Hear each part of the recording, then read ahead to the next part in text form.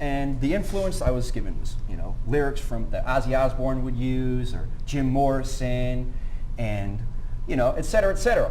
Well, came to a point where I decided that after I had been told so many times that people could see the influences of what I was writing, I wanted to know who influenced the people that influenced them. And I did kind of a witch hunt. And in doing this witch hunt, I basically found the common denominator of all these musicians. And the guru of rock and roll, here he is in another pose. Somewhere in Egypt. Right? So, David Bowie would without doubt say that he walks around in a uniform that was made philosophically, spiritually by this gentleman.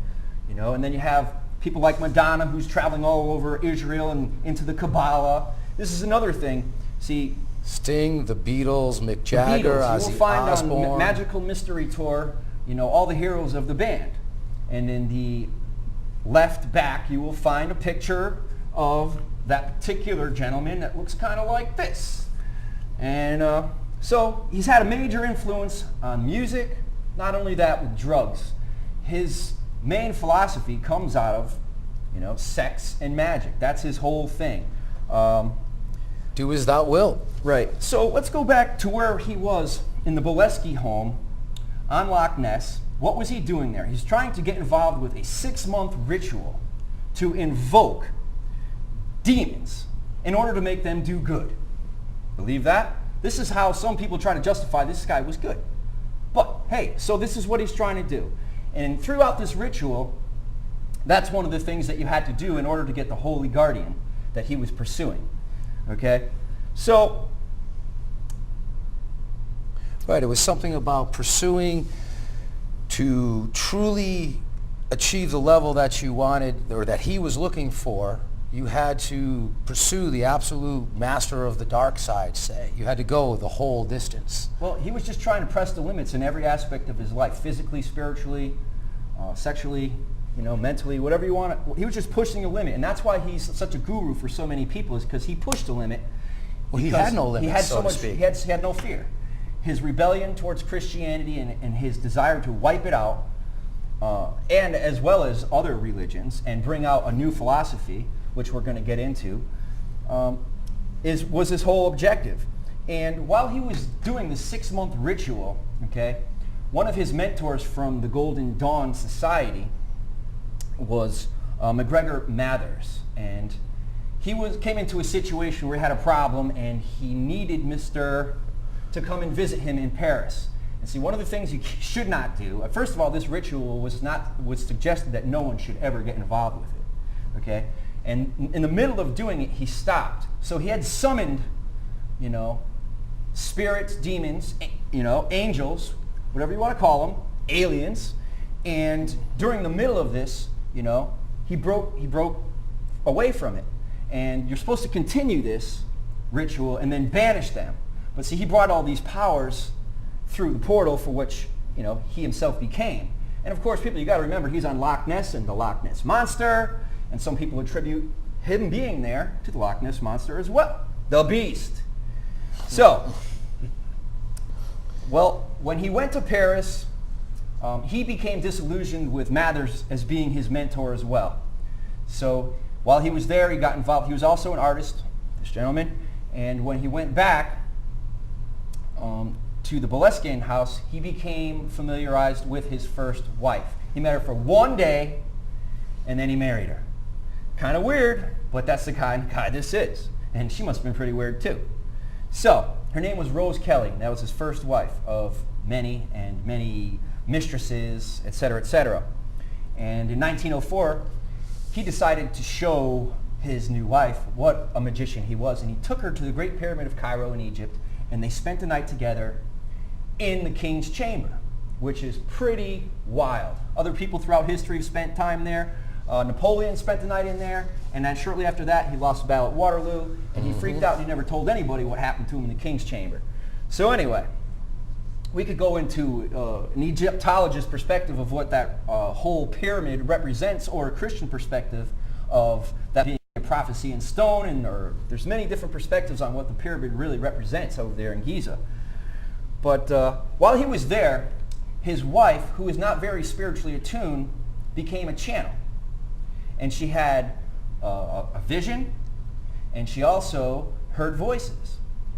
And so they, this gentleman right here, he couldn't believe that Rose was a conduit for what he was looking for, meaning his holy guardian. So the next day, he took her to the museum in Cairo and said, I want you to walk around here and point out what you saw and who you heard from.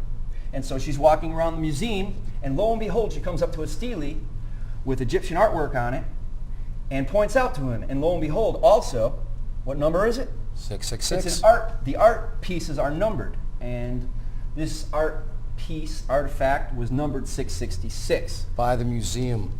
By the museum. That was the catalog number of it. So, also something to note on, what was it? Rose Kelly was her name. What she started channeling was to warn him, in a manner of speaking, because she kept saying they're waiting for you. Right. Well, they're waiting for you, meaning they had to go back to the room in order for him to find out who it was. And when they went back to that room, he found out it was Aiwaz. And Aiwaz is Horus, and Horus is Lucifer. Some people don't want to accept that or buy that, but anyway. Rose Kelly, by the way, died in an insane asylum. This gentleman, if you look into his life, he waylaid many, many people who ended up those who associated with him. Right, getting involved with his practices, and before you know it, they lost their mind, heard too many voices, couldn't handle it, believe it or not, folks. Right, after the death of his first wife, or his first child, he blamed his wife, Rose Kelly, for the death of the child, and then abandoned her. And then because of her distraught, she had a nervous breakdown, mental depression. And also somewhere within this list, there's his 5 wives, 7 concubines. They all died of either alcoholism, drug overdose, several suicides. So, you can't really say that this was a gentleman that you would like to really have discerned by home the fruit, to dinner. Right? You wouldn't want to bring him home to dinner. The good book says discern by the fruit. And, you look at the fruit of this man's life, and I'll tell you, if you look into who mentored him and the people who mentored him and some of the people who were mentored also outside of this gentleman, one of them would be Madame Blavatsky, and she was someone who influenced Hitler's SS through the Thule Society and her Theosophical Society.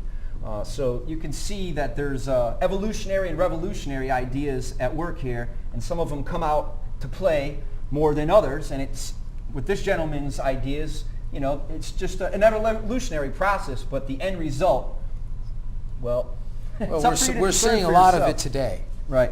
Well, let's get into, now he found his holy guardian. This was his pursuit. The holy guardian, basically now, he became a conduit, all right? His most famous work was the Book of the Law. Now, the Book of the Law, he will not claim any authorship for this. Now, he was an author of many, many books.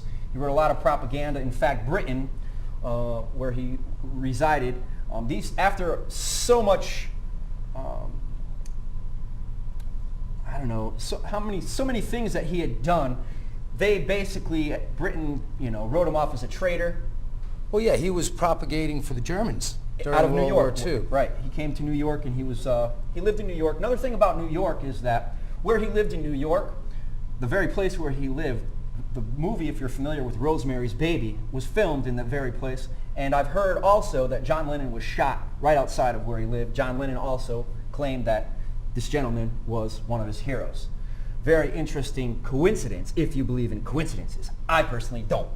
Anyway, let's talk about the Book of the Law. Thelema is a Greek term which has to do with the will.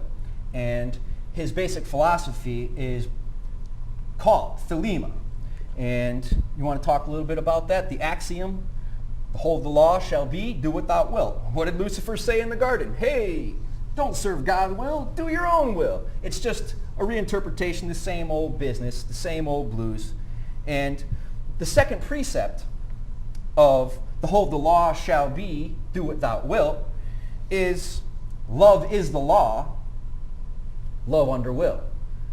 Now, sounds good, And for someone who has submitted themselves to the Creator and His will, this is all fine and good. But for someone who's serving their own will for their own purposes, Well, big trouble. that's the whole catch of it when